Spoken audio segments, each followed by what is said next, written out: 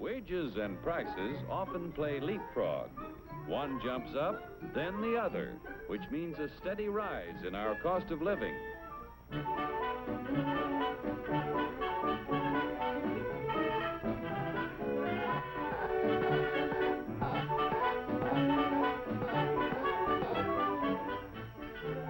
The Dilly Doll Factory is a happy shop.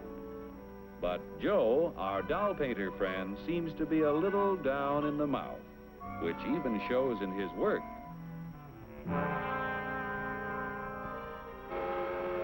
Joe is pretty discouraged because the high cost of living makes it harder and harder to make ends meet.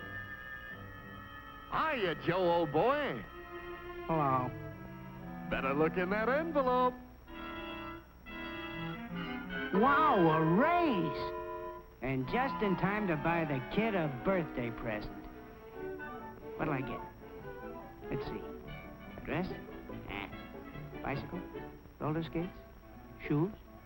A book? A doll? A doll!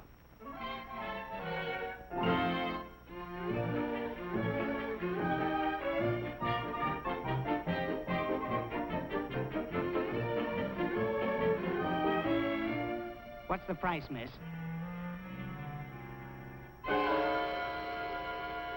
I work in a factory that makes this doll. $2 is too much. I'm very sorry, sir, but your company charged us more for this shipment, so we had to raise our selling price. We got a wage increase, all right, but it couldn't raise the price that much. It just takes a little wood, rubber, paint, cloth, and a phony wig to make that doll. There's only about 10 cents worth of materials in the whole thing. You pirates, crooks, bandits, you robbers! You're right about the cost of raw materials in that doll, about 10 cents worth. Raw materials in practically everything we buy are worth little until labor transforms them into finished products. For example, how much do you think the raw materials cost in that car? Oh, about $300. You've got a surprise coming. It takes 4.5 tons of coal, 2 3/4 tons of iron ore, 50 pounds of cotton, 14 pounds of cured and finished wool, aluminum, zinc, lead, copper, and countless other raw materials to make an automobile. Without the addition of labor costs, these things are worth about $22. The raw materials require the accumulated labor of thousands of people in countless crafts to transform them into a finished automobile. Miners dig the coal and iron ore. Railroad and maritime workers transport these materials to the steel mill, where workers convert the ore into finished steel. The wages of railroad workers add to the value of steel when it is transported to automobile factories. The cotton that goes into a car accumulates labor cost from the farmer who tills the soil, from workers who sow the seed, and help to raise the cotton. Wages paid to other workers add to the value of the cotton as it is moved from the field to the cotton gin where it is processed. Other workers transport the cotton to the automobile factory. The wool that is used to make a car is worth little while it is still on the sheep.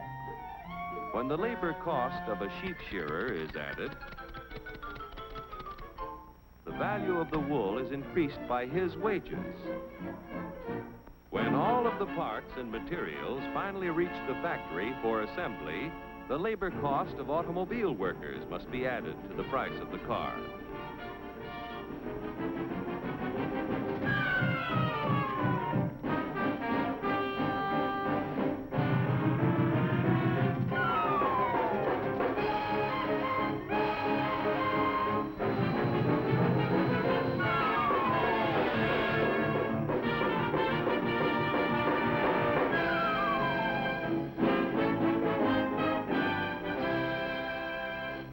In the $1,500 automobile, direct and indirect labor costs add up to approximately $1,200, or over 80% of the selling price.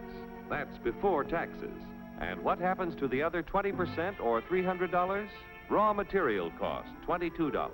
Profit to producers of raw materials and allied industries, $89. Profit to part manufacturers, $47. Profit to local dealer, $77. Profit to car manufacturer, $65. Now, when you add $400 for taxes, the cost is $1,900 to the buyer. Like the dolls you make, an automobile has a low raw material cost and a high labor cost, and that goes for practically everything we buy. Oh, yeah? Well, what's the labor cost in a buck's worth of steak? We'll start back at the farm where Bully Boy was raised. The selling price of meat has to include the labor cost in producing the feed, in building fences, and constructing housing for our animal friend. It takes a lot of costly care to get Bully Boy ready for the market.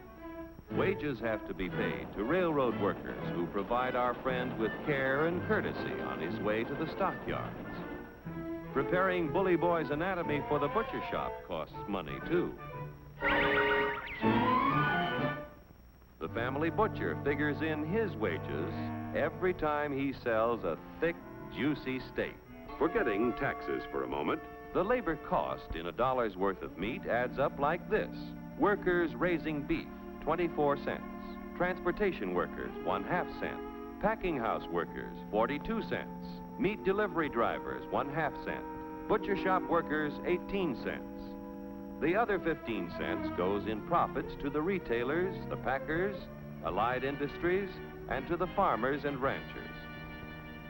Most of the things we buy accumulate direct and indirect labor costs that add up to 85% of the selling price before taxes are added.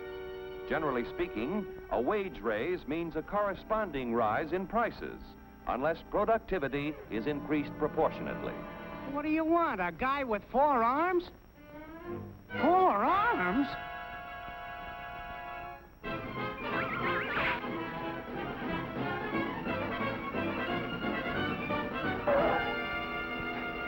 Say, I got a sensational idea. To expand productivity, labor and management must work together to develop new ideas and techniques.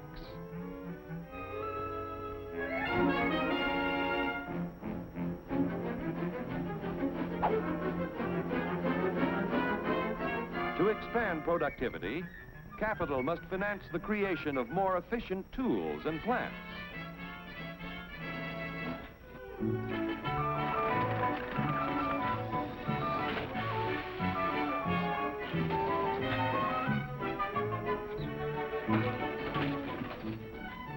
The production of more and better goods at lower costs means that when you get a wage raise, it's a real raise. A raise? A raise!